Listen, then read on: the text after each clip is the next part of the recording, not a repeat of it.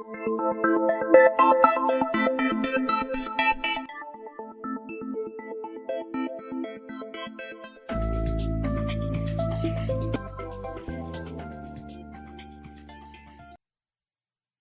Bashar. And to you, good day. I have a set of questions around the nature of dreaming. Yes.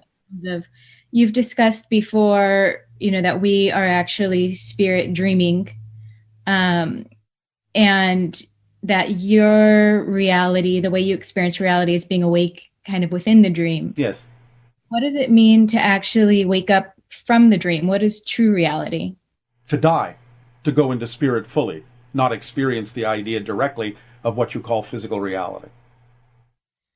Okay, so where's the line where the dream starts and the true reality begins? It's really just the physicality? It's just the frequency that you're operating at. 333 cycles per second, excuse me, 333,000 cycles per second is the vibrational borderline between non-physical and physical reality. So when you simply alter a pattern of energy within your consciousness in a certain way from spirit, then you direct a portion or a focus of your consciousness in a way that experiences a dream called physical reality. So you have to go in that particular portion of your consciousness lower than 333,000 cycles per second. So there's no such thing as still being in the dream as a non-physical. Well, yes, in a sense, because every level within all that is another type of dream. But we simply assume you were referring to the physical version. No, I want to know, is there an actual waking up completely at some level of the all that is, or would that be going back into the one, which you said you can't really do? Correct. So in a sense, it's always the one or the portion of the one that is capable of being aware of itself, and therefore it is always, in a sense, a type of a dream, but that's what reality is. Okay. Because it's all just happening within the idea of consciousness, of self-awareness. I see. So maybe the dream itself is the idea that there's another, because that's Correct. not true. Correct. Okay. Okay. So yes, the dream is the one's idea that there is another. That's what creates self-awareness, is that the self is defined by the fact that there's something that appears to be other than self. Okay. That is the dream, because there is nothing other than self. But you can have the dream experience that there is.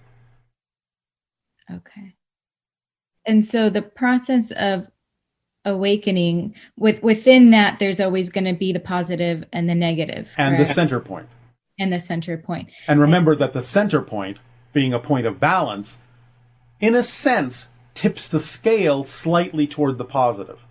Because in a point of balance, you still have the freedom to choose what you prefer, and that's a positive state of being. Right. So is there always going to be consciousness inhabiting all of those frames, all of those options? Well, it's existence itself, yes. So it can't cease to exist. Consciousness is simply the expression of existence being self-aware. Existence can't stop existing. That's its natural quality, is to be.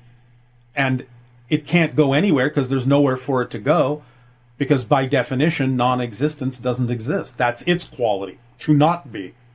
So that which is cannot become that which is not.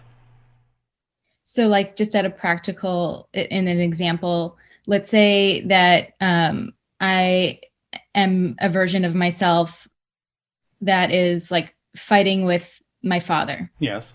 And then I make a choice to mend things and make a more positive choice. Yes.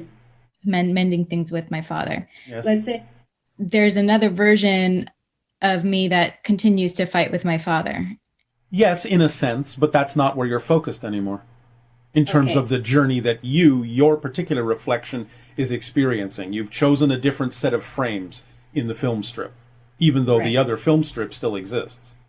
And there's a consciousness inhabiting. There will always be some... There will always be consciousness in everything, because everything is consciousness. I see. Everything is made of consciousness.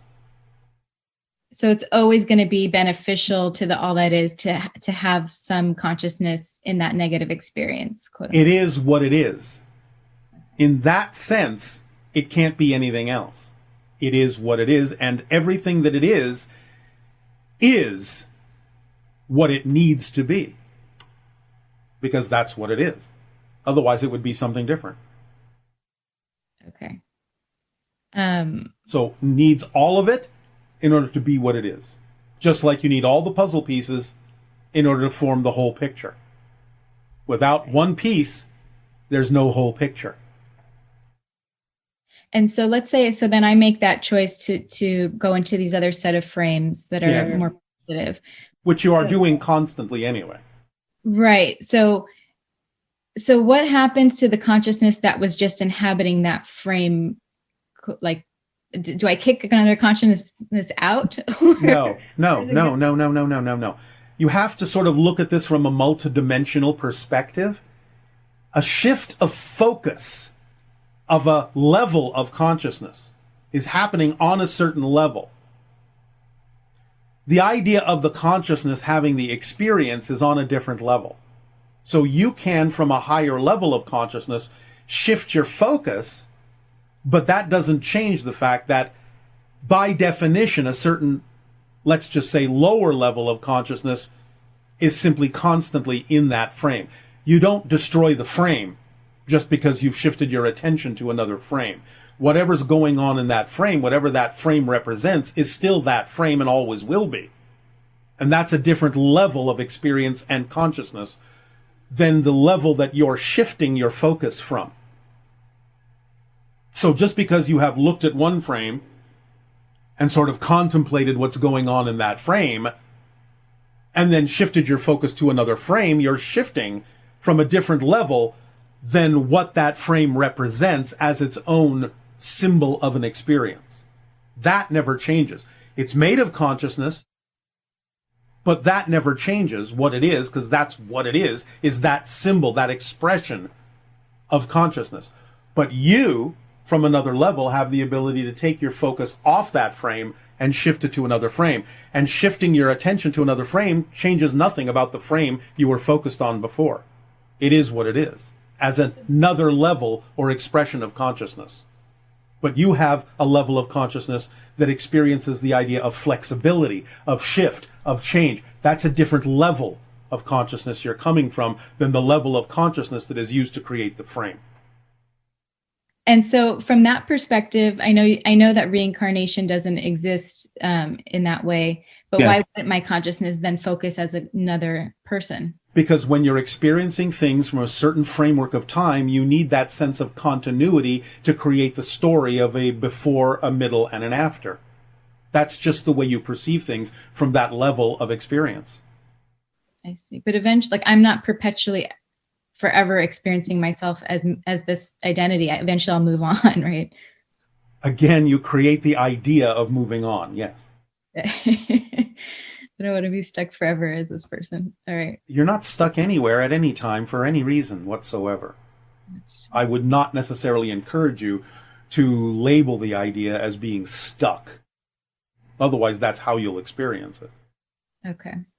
Well, yeah, because billions of times per second, I'm literally... Exactly. You're always changing.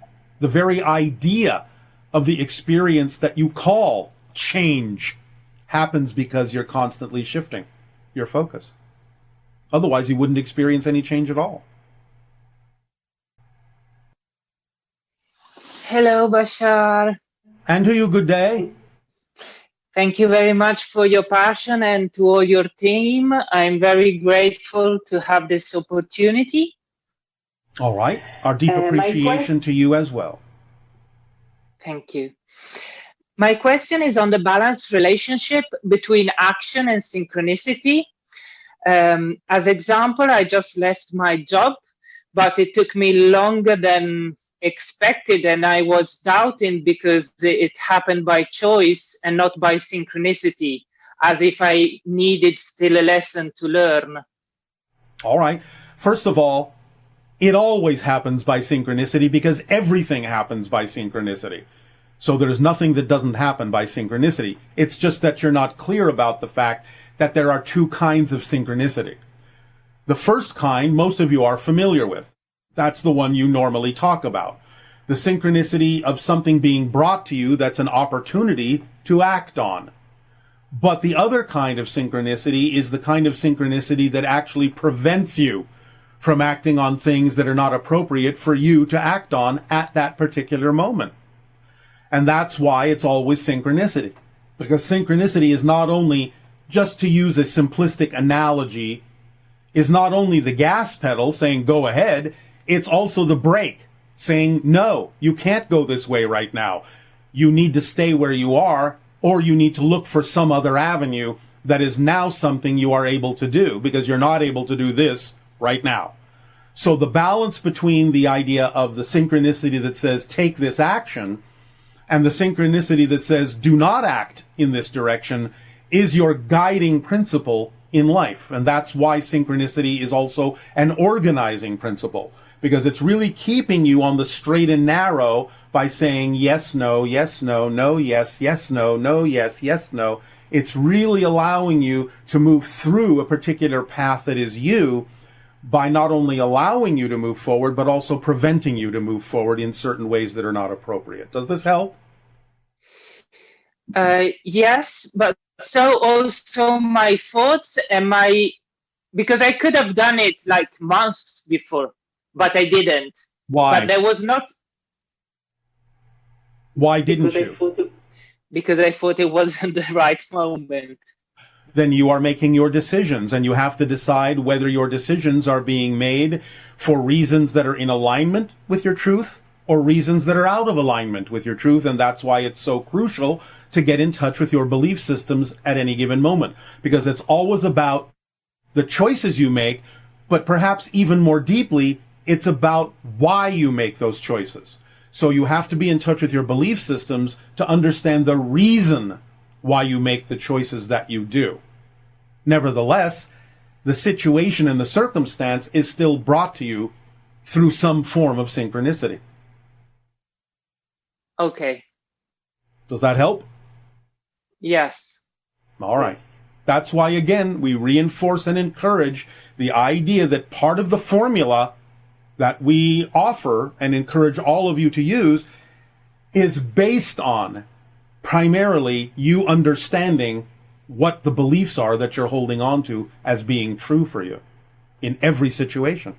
So the synchronicity will always bring you a circumstance that is designed to reveal to you what you believe to be true, so you can decide whether or not you want to continue to hold on to that belief or let it go. That's the first thing the higher mind and synchronicity does in bringing you into the experience of a particular situation. Does it represent who you prefer to be? Are you willing to take the action that is representative of who you prefer to be? Or are you not willing to take that action, and why or why not? That's the key.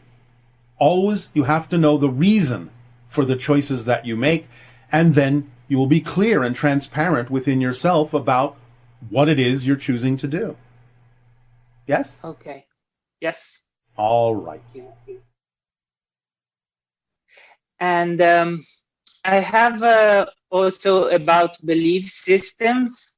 Yes. When my self-esteem is particularly creative, I arrive to ask myself if it is my lack not being able to interact with a version of my spouse which is more conscious and less reactive in order to have a more harmonious relationship. Well, again, the idea is for you to determine clearly within yourself what is and isn't representative of the vibrations in your life you prefer to interact with.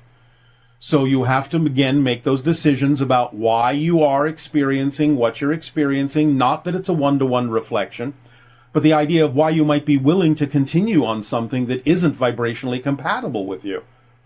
Because you are hoping that somebody else will change? Yeah, no, I understand it. I think my struggle is that I feel... Your challenge. Challenge? Yes. Yeah. Don't make it a struggle right from the get-go.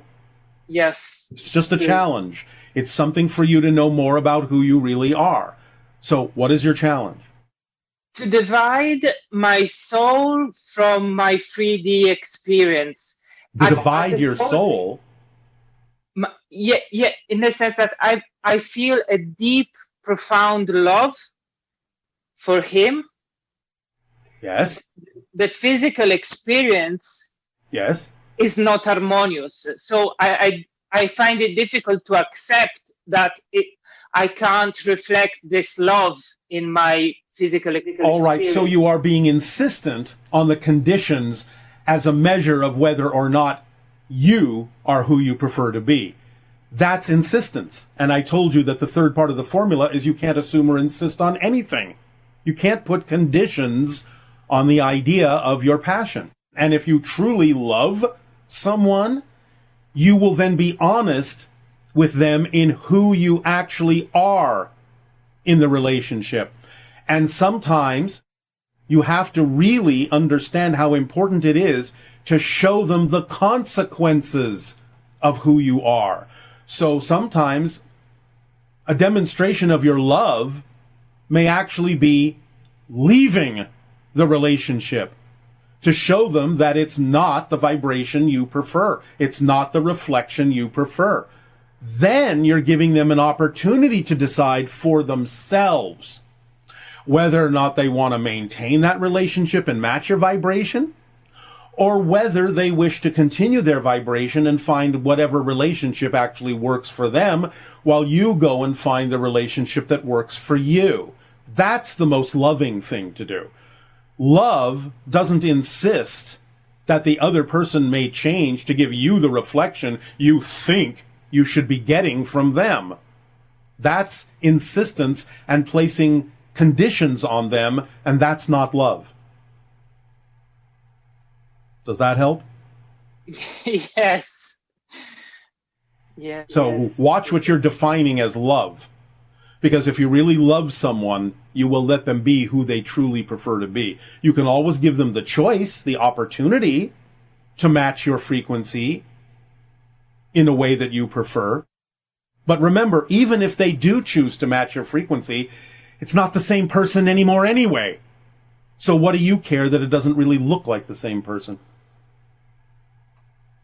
Don't go by surface appearance. If they decided to change and become more compatible with your vibration, it wouldn't be the same person anyway, no matter how you think they look on the surface. So don't insist that it has to be the same person that gives you the reflection in life that you prefer, because it never would be the same person no matter how they look anyhow.